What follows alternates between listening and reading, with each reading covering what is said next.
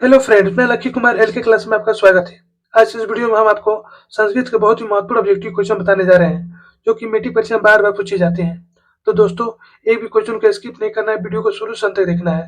Video को like subscribe जरूर करें और बेल आइकन दबाना ना भूलें। तो चलिए स्टार्ट करते हैं आज का पहला क्वेश्चन। क्वेश्चन वन, अपने नाम और रूप को छोड़कर कौन समुद्र में विलीन हो जाती है? काफी महत्वपूर्ण क्वेश्चन है, मेट्रिक परीक्षा में बार पूछा जाता है। यहाँ बताना आपको, अपने नाम और रूप को छोड़कर कौन समुद्र में विलीन हो जाती है? ऑप्शन है समुद्र, बी शरीर, सी भक्त, डी नदी। तो अपने नाम और रूप को छोड़कर कौन समुद्र में विलीन हो जाती है? तो नदी। यहाँ पर राइट आंसर ऑप्शन डी। इसे याद रखना होगा। चलिए अगला क्वेश्चन देखते हैं। क्वेश्चन दो, देवलोक का मार्ग किससे प्रस्थ है? ये भी काफी महत्वपूर्ण क्वेश्चन है। यहाँ बताना आपको, देवलोक का मार्ग किससे प्रस्थ है? ऑप्शन है असत्य से, बी सत्य से, सी लोभ से, डी त्याग से। तो देवलोक का मार्ग किससे प्रस्थ है? तो सत्य से। यहाँ पर राइट आंसर ऑप्शन बी। इसे याद रखना होगा। चलिए अगला क्वेश्चन देखते हैं। क्वेश्चन तीन, हिरण्मय पात्र से किसका मुंह ढका हुआ है? ये भी काफी महत्वपूर्ण क्वेश्चन है। यहाँ बताना आपको, हिरण्य पात्र से किसका मुंह ढका हुआ है? ऑप्शन है सत्य का, बी पाप का, सी झूठ का, डी लालच का। तो हिरण्मय पात्र से किसका मुंह ढका हुआ है? तो सत्य का। यहाँ पर राइट आंसर ऑप्शन ए। इसे याद रखना होगा। चलिए अगला क्वेश्चन देखते हैं। क्वेश्चन चार, पाटलिपुत्र वैभवम पाठ में किस नगर का वर्णन है? ये भी काफी महत्वपूर्ण क्वेश्चन है।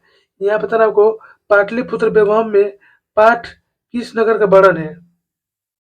Option A Ara, B Pataliputra, C Bodhgaya, D Rajgiri. तो पाटलिपुत्र वैभवम पाठ में किस नगर का वर्णन है? तो पाटलिपुत्र का। यहाँ पर राइट आंसर ऑप्शन बी। इसे याद रखना होगा। चलिए अगला क्वेश्चन देखते हैं। क्वेश्चन पांच, मध्यकाल में पाटलिपुत्र किस नाम से जाना जाता था? ये भी काफी महत्वपूर्ण क्वेश्चन है। यहाँ बताना आपको, मध्यकाल में पाटलिपुत्र किस नाम से जाना जाता था?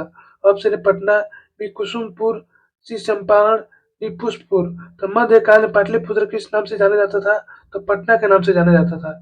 यहाँ पर राइट आंसर ऑप्शन ए। इसे याद रखना होगा। चलिए अगला क्वेश्चन देखते हैं। क्वेश्चन छः, बुद्ध काल में पाटलिपुत्र ग्राम कहाँ स्थित था? ये भी काफी महत्वपूर्ण क्वेश्चन है। यहाँ बताना है, बुद्ध काल में पाटलिपुत्र ग्राम कहाँ स्थित था? ऑप्शन है गंगा नदी किनारे, बी यमुना नदी किनारे, सी सरयू नदी किनारे, डी सोन नदी किनारे। तो बुद्ध काल में पाटलिपुत्र ग्राम कहाँ स्थित था? तो गंगा नदी किनारे। यहाँ पर राइट आंसर ऑप्शन ए। इसे याद रखना होगा। चलिए अगला क्वेश्चन देखते हैं। क्वेश्चन सात, आलस कथा से क्या शिक्षा मिलती है? भी काफी महत्वपूर्ण क्वेश्चन है, मेट्रिक परीक्षा 12 पूछा जाता है। यह बताना आपको, आलस कथा से क्या शिक्षा मिलती है? ऑप्शन है दोष निराकरण की, बी गुण निराकरण की, सी दर्शन की, डी सत्य की। तो आलस कथा में क्या शिक्षा मिलती है? तो दोष निराकरण की। यहाँ पर राइट आंसर ऑप्शन ए। इसे याद रखना होगा। चलिए अगला क्वेश्चन देखते हैं। क्वेश्चन आठ, शरीर में सदैव रहने वाला मनुष्य का महान शत्रु कौन है? ये भी काफी महत्वपूर्ण क्वेश्चन है। यहाँ बताना है आपको, शरीर में सदा रहने वाला मनुष्य का महान शत्रु कौन है?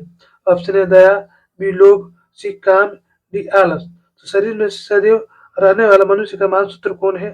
तो आलस है। यहाँ पर राइट आंसर ऑप्शन डी। इसे याद रखना होगा। चलिए अगला क्वेश्चन देखते हैं।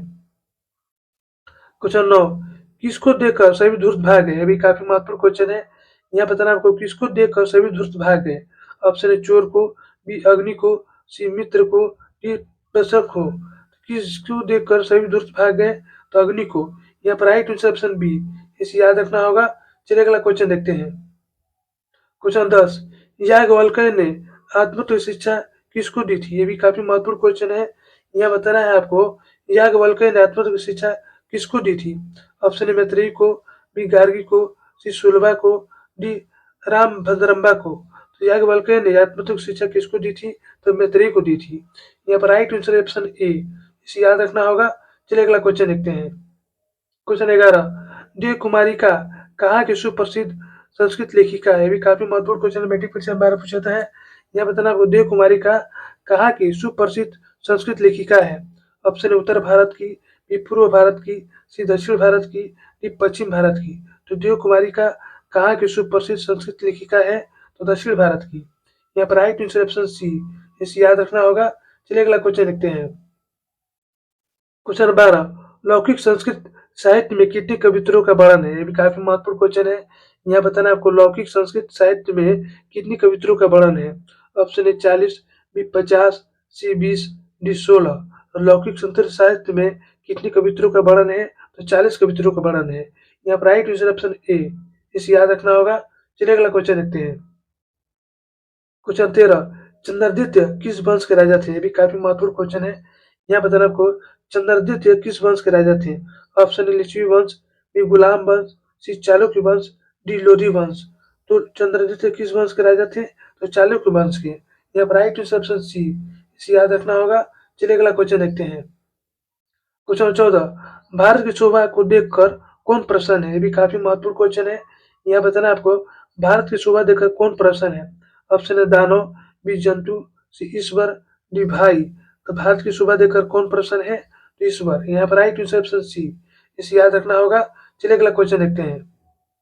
क्वेश्चन 15, भारत भूमि की सेविका है? ये भी काफी महत्वपूर्ण क्वेश्चन है। यहाँ बताना भारत भूमि की सेविका कौन है? ऑप्शन ए खेत, बी कमल, सी सागर पर्वत झरने, डी दुश्मन। तो भारत भूमि की सेविका कौन है? तो सागर पर्वत झरने। यहाँ पर राइट आंसर ऑप्शन सी, इसे याद रखना होगा। चलिए अगला क्वेश्चन देखते हैं। क्वेश्चन 16, हमें सदा किसकी वंदना करनी चाहिए? ये भी काफी महत्वपूर्ण क्वेश्चन है। यहाँ बताना आपको, हमें सदा किसकी वंदना करनी चाहिए?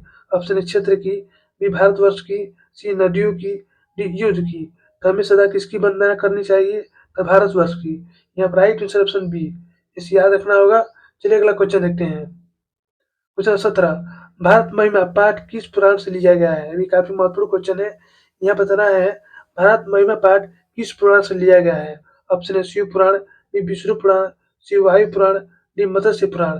भारत महिमा पाठ किस पुराण से लिया गया है? तो विष्णु पुराण से। यहाँ पर राइट आंसर ऑप्शन बी, इसे याद रखना होगा। चलिए अगला क्वेश्चन देखते हैं। क्वेश्चन 18, सीमांतोन्नयन किस प्रकार का संस्कार है? ये भी काफी महत्वपूर्ण क्वेश्चन है।